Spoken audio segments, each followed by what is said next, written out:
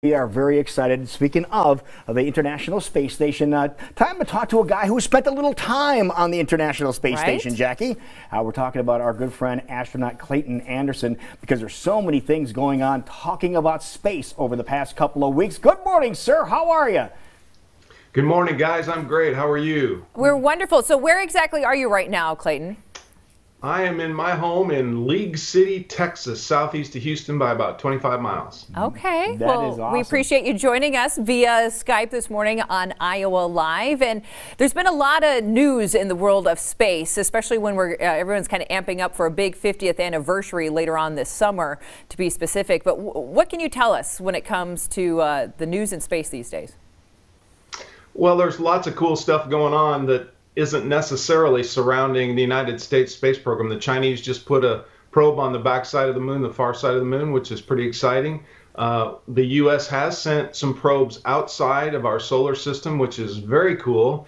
And one of them, I guess, actually found an asteroid of sorts some 4 billion miles away from the sun. So I guess NASA doesn't let grass grow under their feet. Yeah, so what do they call it? And speaking of that, let's talk about that right now, because we saw some images about a week and a half ago as that probe was flying by Pluto. It went 1 billion miles by Pluto and then saw this object. And there it is, but it's so hard to see this object. What exactly did they think they found? Well, as far as I know, it's just a big old asteroid that's made up of 2 big old asteroids that somehow smacked together somehow and in the past, and then kind of melted or came together. I just think it's cool. I'm not an astronomer by any sort, but it's pretty neat that we can send from Earth billions of miles away, find a thing like that, take photographs, and send them all the way back. That's pretty incredible. That is incredible, and the fact that something can survive in space like that, and as you said, send those images back. So is that our future? Like, we need humans to do some exploration, but it's also about the technology as well? Well, sure. The more technology advances, the more we can do with less in terms of smaller size, better components, less heat. They require less electricity, so solar arrays can be smaller. We can use different power sources. But we always have to remember that Neil Armstrong, the first person to walk on the moon, said a human can be amazed and amused, and a robot can be neither. So in my mind, you need a combination of the two. You need these robotic probes to go out and find stuff and learn things for you, such that when humans eventually make that move, we're smarter when we get there. Yeah, speaking about robotics, you mentioned briefly the far side of the moon. China had the ability to land a craft on the far side of the moon, and the images that we saw from that, they were pretty stunning, weren't they?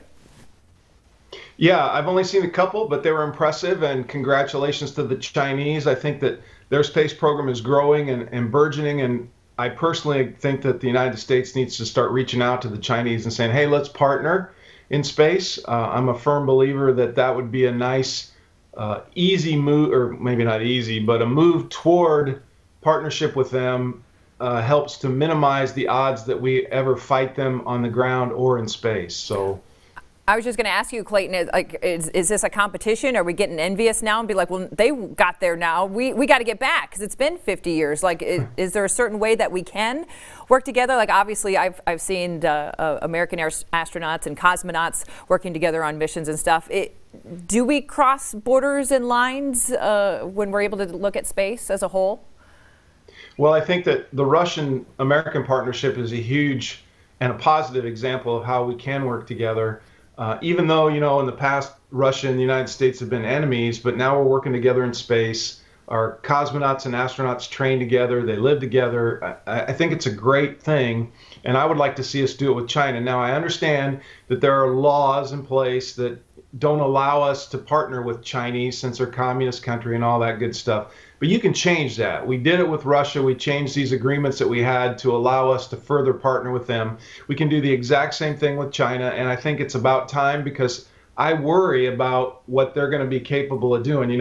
They did launch a rocket and blast one of their old dead satellites out of the sky. So if they can do that to one of their own satellites, they can do it to ours. So right. In a move to help protect our space assets rather than building a big space force, which we may or may not do. I think this is a simple way to partner with these guys to give us a little bit of an advantage in that direction. Do you think there's ever going to be a time where everybody plays together and plays together in a nice way?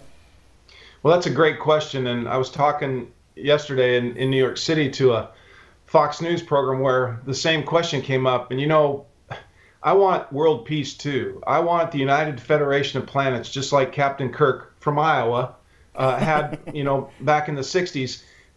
But you have to be realistic about all this stuff.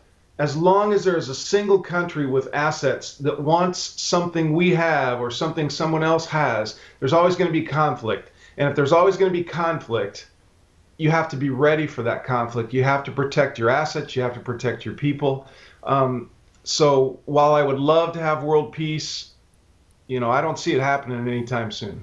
Well, let's talk about the future of the U.S. space program. How imperative, not only to just work together, but also for us to stay a leader in basically the space race, so to speak? Well, I'm a big advocate for the United States being the preeminent spacefaring nation. We have been for a long time. I want to keep it that way. But it comes down to money. We have to have the funding. We have to have the backing of the government, which it seems we have today. I would like to see us go immediately or as soon as possible to the moon and establish a lunar colony and begin to figure out things that we need to know before we go to Mars. I want to leave asteroid mining to the commercial people out there that have the money and the wherewithal and the desire to do that. So, but I want us to keep forging ahead. I want us and almost insist on us being the leader in space. So, and I don't think I'm alone. Now, would you be game if they said, yeah, we are going to go to the moon, we are going to establish a little lunar colony? Would you be game to go up there for a while? Can you define for a while, please? Like, say, for a year. Would you be game to go up there for a year? You know, I don't know. That's a good question. Other people have asked me about going back to space.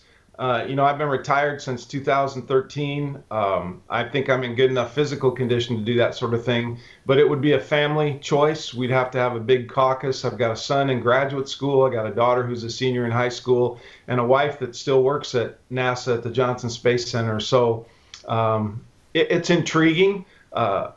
If I did go, I'd want somebody to pay me a lot of money.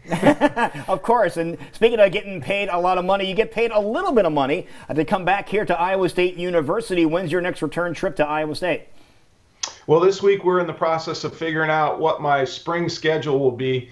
I'll come up 3 or 4 times to teach the freshman aerospace engineering students. And then in August, I do my annual spaceflight operations workshop, which is very exciting. And this year, we're hoping to add some teachers who are actually currently teaching junior high school students in the state of Iowa. So I'll keep you posted on that. It's pretty cool. That is pretty cool. Now, Clayton, obviously none of us, for the most part, have had the experiences you've had of being able to go up into space. What gets you still excited to talk about this on a regular basis and kind of being someone who's saying we need to stay on top of this? Besides us going to our local planetarium, we really, truly have no idea of what you've been able to witness firsthand. So tell us a little bit more about why we need to be more passionate about what NASA is doing in the future. Well, I think first and foremost, for people that pay taxes, my job is to go out and tell you why it's important that you continue to fund space exploration through NASA and the various programs that we have, and the buyback or the benefits that you get back. I mean, look at us right now. I am talking to you in Iowa from Houston, Texas, watching my video because I can't see you guys, but you can see me, and we're broadcasting on TV. All that's because of satellite technology that was born of the space program. And those kind of benefits are what I want to bring back to the people, because everything we do in space, every dollar that's invested, well, maybe not every dollar, but most of the dollars that are invested come back to help humankind. You know, we have more efficient airplanes. We have artificial sows that help piglets survive. We have infrared satellites that look at wine fields to determine where the diseased grapes are. I mean, all this stuff is part of NASA technology, and that's what's important. I don't care where we go, the moon, Mars, an asteroid, I don't care. It's what we learn and the technology that's developed along the way. And that's why we need to have a space program. And that's why tax dollars are important in this realm. And that's why people should be excited about space. That is awesome. You can see, folks, he is no ordinary spaceman, Jackie. And speaking of that, I just want to let everybody know you have 3 books that are out there right now. You do some incredible work there. Tell us about your books. Well, my first one, The Ordinary Spaceman, is a memoir that covers most of my 15 years as an astronaut, and I think it's a fun read. It's not like any other astronaut memoir. You know, the very first chapter talks about my first ride in a T-38 jet. So it's a fun book. It's an easy read, junior high and above. My second book is a great children's book, A is for Astronaut, Blasting Through the Alphabet.